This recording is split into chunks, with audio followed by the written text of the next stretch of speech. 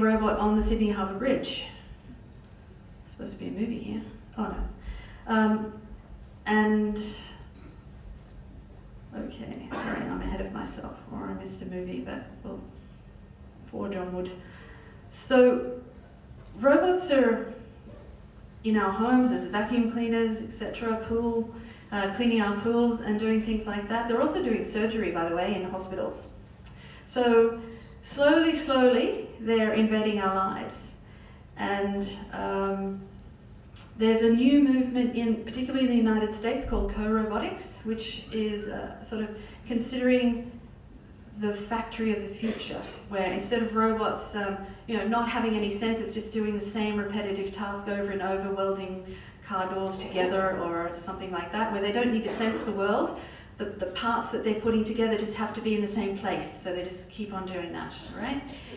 Co-robotics is a very different model of the factory of the future, where people will work side by side with robots, and the robots will do the part of the job that suits them, the high precision. Robots can have sensors way beyond our sensory perception.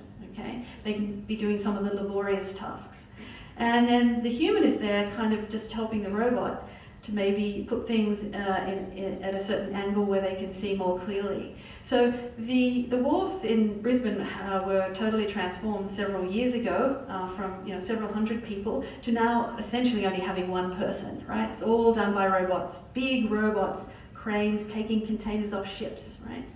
And the person was needed because each truck that takes the containers away is a little bit different.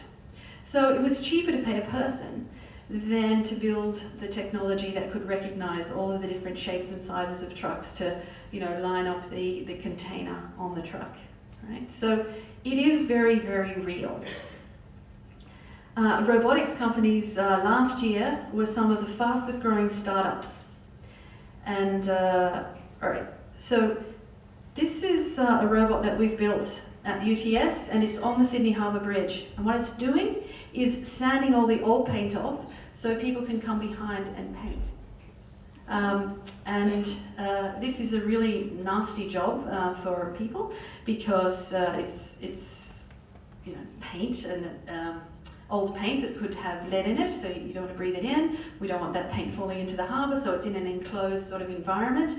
It gets dusty really quickly, so you can only sort of sand blast for a short time, then you have to wait for all the dust to settle, and then you do it again. So we designed a robot that could do this job, and it can work 24/7, it can see through the dust.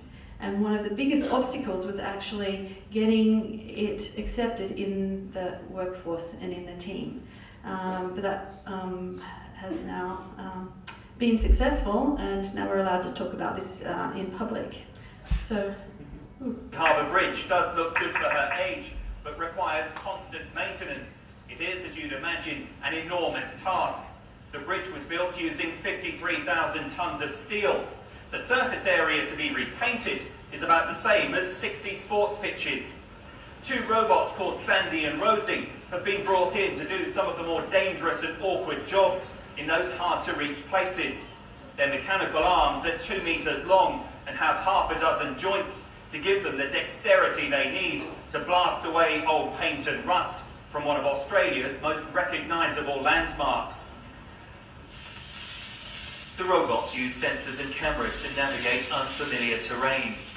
The technology is the result of a 6-year collaboration between the University of Technology Sydney and the New South Wales State Government. It wanted ways to protect workers from lead paint and other hazards. The challenge for researchers was to build a machine that could work in such difficult conditions. The Harbour Bridge was opened in March. I'm in Melbourne, I'm very sensitive. Okay, so this is today. Robots can really do anything, okay? But what they're lacking is social intelligence. Those robots are dangerous, okay? They have no awareness of people and how vulnerable we are, okay? Even small robots can be dangerous. If you put your finger in the wrong place, you can literally lose it. So, robots, if we're going to sort of deliver on their promise, are going to have to develop all kinds of sort of social skills, right? Awareness of themselves as a social entity, and others, in particular people. And, oops. So I have a service robot in my lab. It's called a PR2 for Personal Robot Second Generation, came out of Stanford University. And it can legally work with people. This robot is worth $500,000.